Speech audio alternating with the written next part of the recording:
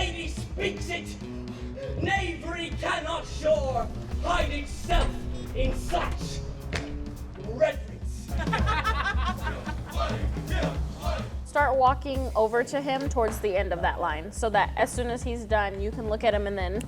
My name is Summer Session, and I directed Much Ado About Nothing by William Shakespeare with Woodward Shakespeare Festival. That's here in Woodward Park in Fresno, California. We put Much Ado in 1940s in Long Beach because we wanted to bring the beach here to Fresno, especially in August when the weather is hot and the temperature reaches triple digits sometimes. And we just wanted to put on a fun production that is relatable because it's close to home and just loads of fun and a great experience for everyone who comes out and sees it.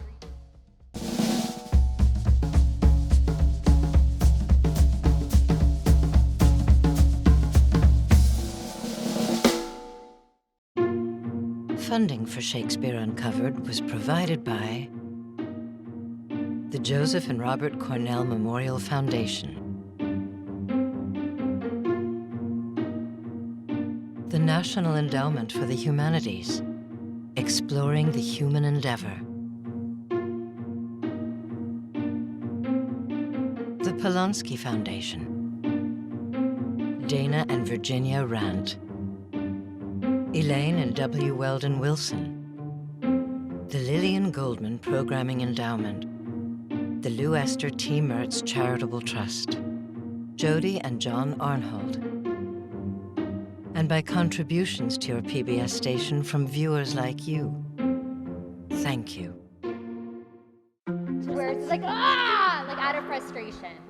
As an assistant director, that I am ways to understand what the director wants and ways to meld the two and what the actors are willing to do or capable of doing at the time, trying to, be her other mouthpiece in a sense, because that's what I'm here. I'm here to support the director and her vision. I am playing Benedict. He's this guy who's very against falling in love. I do much wonder how one man seeing how another man is a fool when he dedicates his behaviors to love. He comes back from a war with his two sort of best buddies, Don Pedro and Claudio immediately falls in love with this girl, and Benedict sort of tries to convince him not to fall in love with her, and then I think throughout the play he's sort of trying to convince himself reasons not to fall in love, because he has his own love interest, who is Beatrice. No, I am gone, but I am here. There is no love in you. Beatrice. Hey, let me go. No, we'll be gone. Beatrice is the confirmed bachelorette, I guess would be the word. She doesn't really believe in the idea of marriage. She's been burned before, and then it's gone south for her. And she has a long-standing relationship with the character of Benedict. The character of Dogberry is really admirable. He reminds me a lot of kids when they look up to superheroes. They always try to do something good. They always try to do something positive. He's determined to do what's right and keep people safe. A lot of the people in this cast I've worked with before, and there's also a lot of people in this cast that I've never worked with before. It's rough at the beginning of the rehearsal process to get to know everyone and find out how everyone functions together as a theater family. But when we get into close to tech rehearsals and everybody knows their lines and everyone's working really well together, it really becomes a cohesive unit.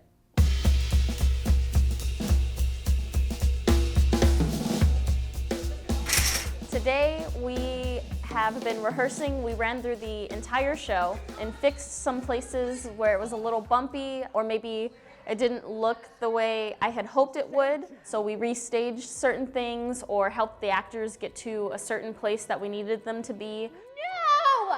No, this isn't, and then it can work up to that sort of energy. Because right now the energy is still a little too low for this. We all need to be on the same page and the same storyline to tell this story clearly, to where there's not everything. It has to be together in unison and uniform.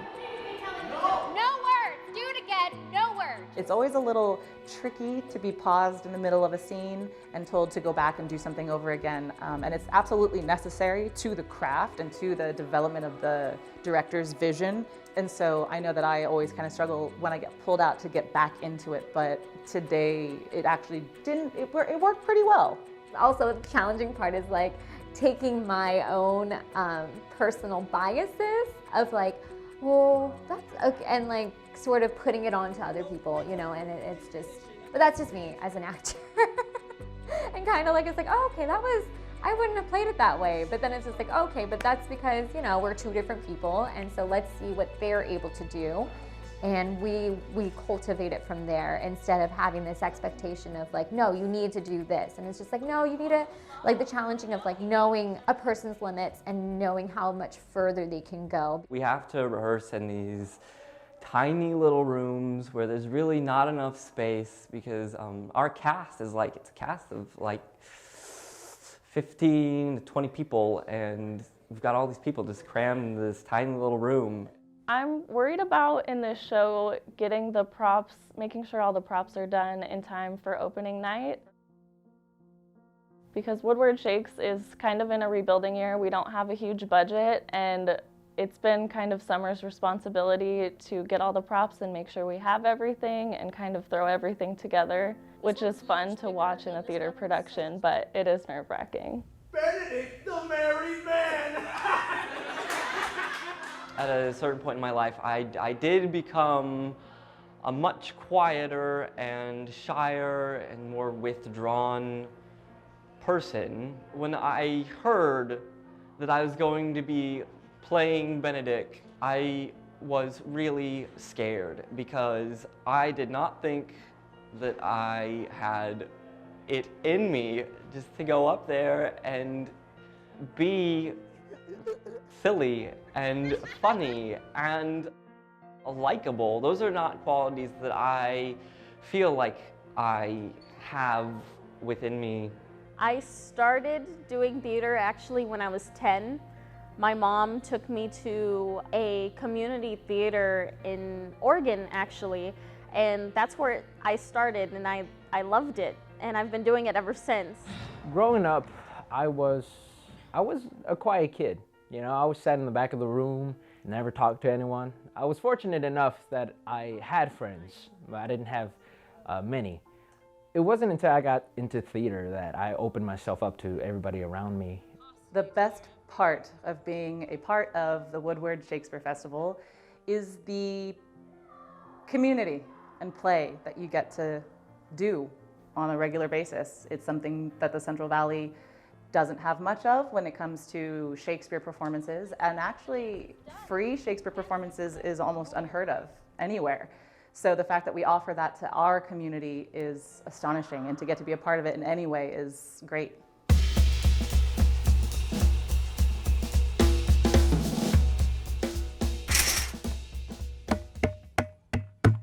Today, we are absolutely in full speed ahead mode trying to get this set painted.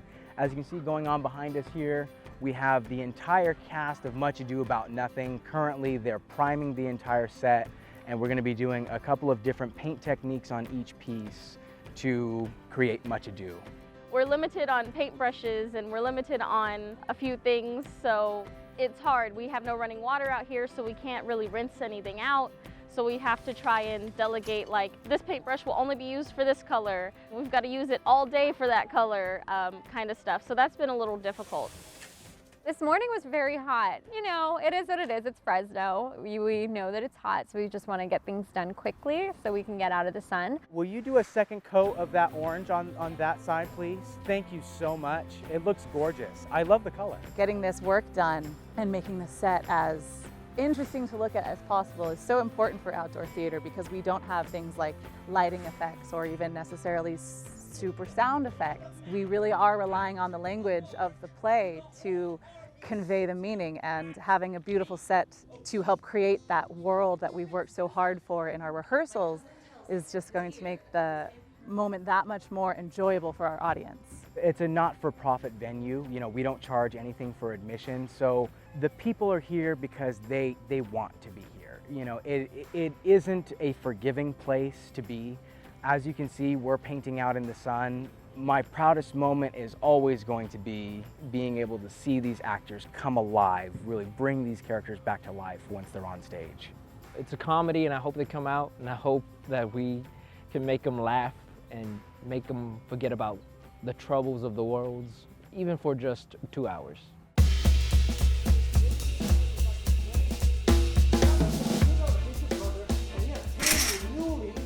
I'd rather be a canker in the head than a rose in his grace.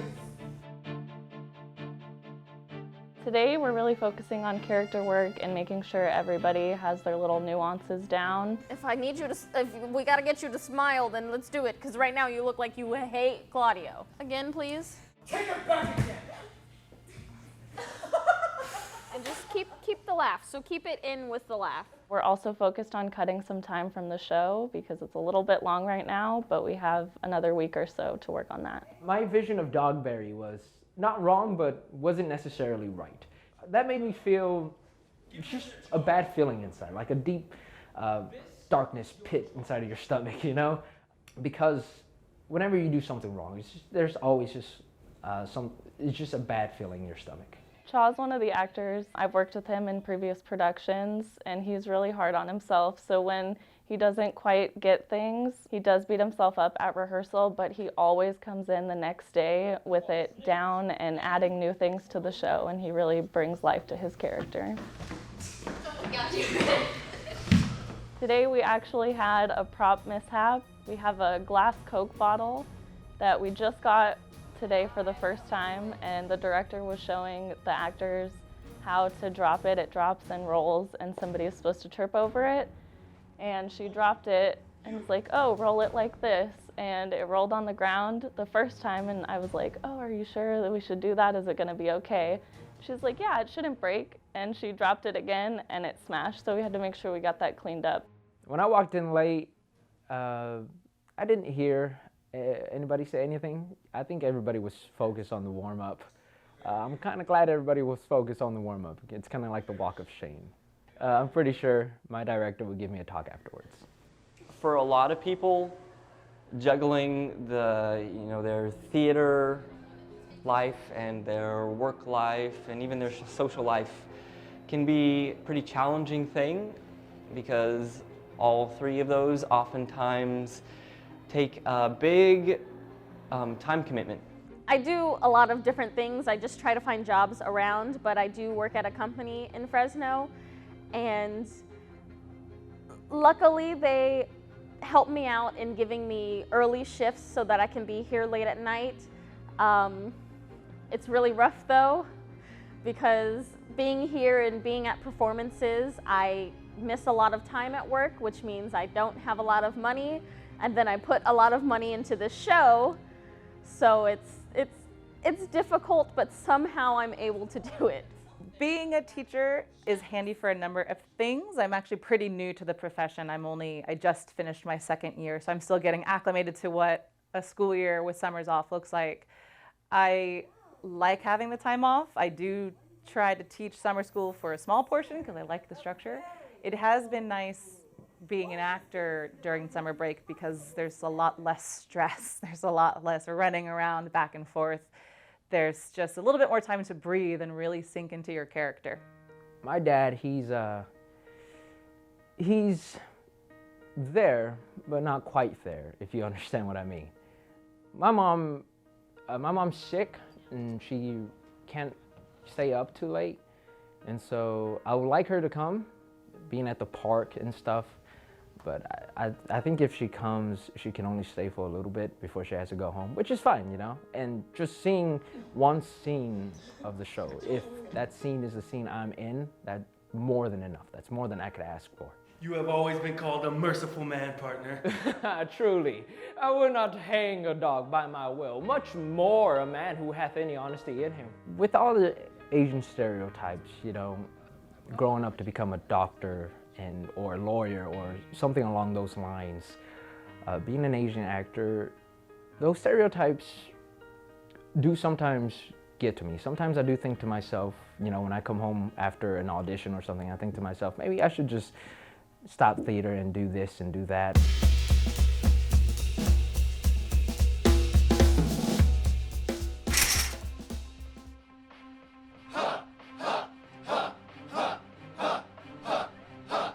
I probably won't. I probably won't sleep tonight. And I have work so early in the morning just because I'll be making sure like I check all of my lists and that everything is here and we have every prop and I've done my job. When you're working with so many people and there are just so many different types of energies, it's easy to lose that sight. You know, it's easy to not lose that supportive energy, and then it's just to keep the peace and to make sure, you know, sometimes there are hurdles that we have to go through, and it's okay, and we can get through it. The challenges that I'm facing right now is figuring out how to split the generator up so that our actors have air conditioning back there and they're not, you know, burning up and sweating through everything. But also we've got to shut it off and switch it to the light board and the sound board so that we have all that working for performance. Today is going to be the first time that we've actually had lights. And it's going to be completely different for the actors. For us, I'm nervous that it's just not going to work because we've not had it this entire time. Summer is doing a great job maintaining control and keeping her head under pressure and doing the best with what she's got right now, which for the past couple of days has not been much. We had to end rehearsals early because we literally just couldn't see each other out on the stage anymore. We brought out these sort of, I don't know if you can see them, but we have these small little lights that act as like little, I don't know what they're called, but they just sort of light us up a little bit at the front of the stage. And in such great letters as they write here is good horse to hire. Let them signify. Yeah, she's been doing a good job just improvising where she can to make sure everything that can get done does get done. Chris, get down here. You may see Benedict, the married man. Good, Senor Benedict. There is pressure on getting the show right, but one of the things I always say when things start to go wrong is theater is great and it's important, but if something goes wrong, nobody's gonna die. We were here till about 11:15 last night because of the problems. Apparently they've all been fixed. We have our sound person here today now, so we don't have to worry about trying to figure that out this time. So far, they're all solved. I hope nothing else comes up. So indeed, all disquiet, perturbation, and horror follows her. I don't think you're ever ready for opening night. I think you just try your best, and when the time comes, it's really cross that bridge when we come to it. And so I feel as ready as I'll ever be, and hopefully it's good. No argument of her folly, for I will be horribly in love with her.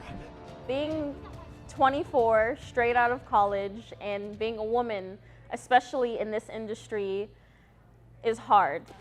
We've just started to see women take over in stage management when it comes to theater, and I'm hoping I can be a part of a generation where women take over in directing. It's hard as a woman directing, but just as a woman in general in theater. I know how hard it is for these female actresses that I have in this show. Like, it's not easy for them. It's not easy to come by roles, let alone a play where it has this many female characters. I literally changed a man in this show to be a woman to show people that it doesn't matter what sex she is or what sex the character is. She can be a woman and still be strong and still be powerful.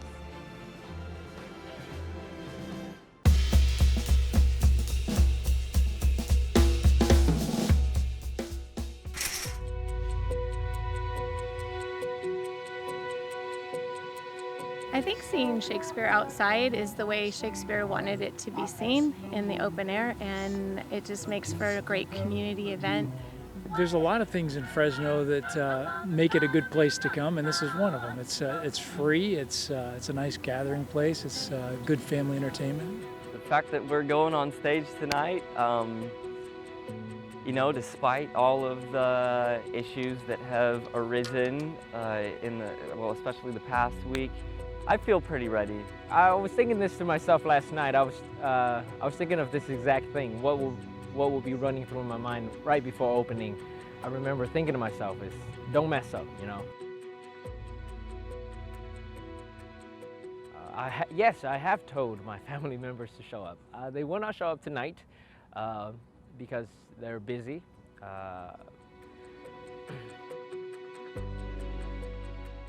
I like musical theater and theater in general, and coming here is a fun way to do it over the summer. I love working with actors the most just because seeing them take my notes and work so hard to put my vision and understand what I'm trying to give audience members and assisting me in doing that, that's probably the best feeling in the world. And then seeing everything come together, seeing the set design and the costume design after hours and hours of talking about it, that's just so satisfying.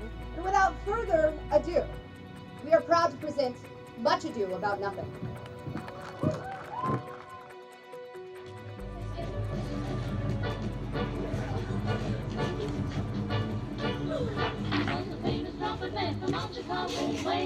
He had a boogie style that no one else could play. He was the top man at his craft. But then his number came up and he was going with the draft. He's in the army now, a blowing reveille. Good man on Leonardo. Working at Woodward Shakespeare has taught me is how to be a much better, not only a much better Shakespearean actor, but a much better actor in general. She will die if he woo her. It is the base, though bitter, disposition of Beatrice.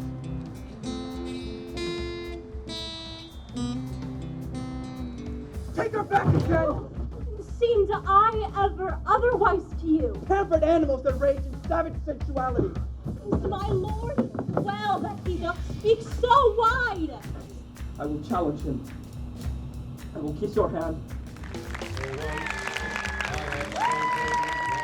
You know, for this being the first time that we ran it with everything, with lights and sound, I think that it turned out fantastic. I think the actors really showed all the hard work that they put into this, and I think it came out great, you know, better than I could have hoped. The biggest thing that I liked about today, our opening night, had to be our audience. Opening night audiences are always a little iffy. You don't know who's going to come see the first show. You don't know how many people know about it yet. It's always like hit or miss. And we got one of the better audiences I've ever had an opening night with. We had friends in the audience. We have loved ones in the audience. And people who laughed out loud. Modern audiences are a little nervous to laugh out loud when they think something is funny because they're worried that it'll be distracting or maybe it's inappropriate. Laugh, laugh, laugh, laugh, laugh, laugh. If something makes you laugh out loud. The actors need it. We feed off of it. Same thing for something shocks you. If you are an audible gasper, gasp away. For myself, I know I feel much more validated when I can hear that the audience is engaged in that way. The audience was great. The audience response was great. I think we were at that point in the rehearsal process where we just needed a show. We needed an audience. So we need to be able to play off of, you know, the laughter and to kind of know where that's going to come from. So it'll be a very interesting 11 more times. They seem to have liked it really well. I mean, we had a lot of fun backstage. Support Woodward Shakes for the following years to come. They are doing Shakespeare all year round, so not only in the summer anymore. So you have more opportunity to come out and see free theater, and just keep supporting your local theater and your local artists, because this is important, and creativity is something that we should cherish, especially in our young. Encourage others, people you know, young kids, to do art and to enjoy it and to support it.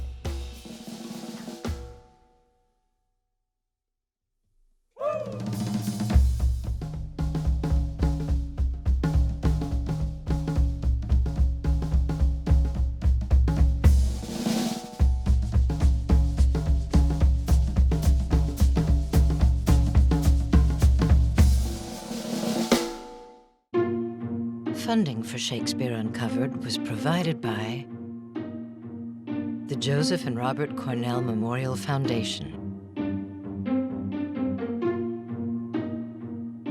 the National Endowment for the Humanities, exploring the human endeavor, the Polonsky Foundation, Dana and Virginia Rant, Elaine and W. Weldon Wilson, the Lillian Goldman Programming Endowment, the Lou Esther T. Mertz Charitable Trust, Jody and John Arnhold, and by contributions to your PBS station from viewers like you. Thank you.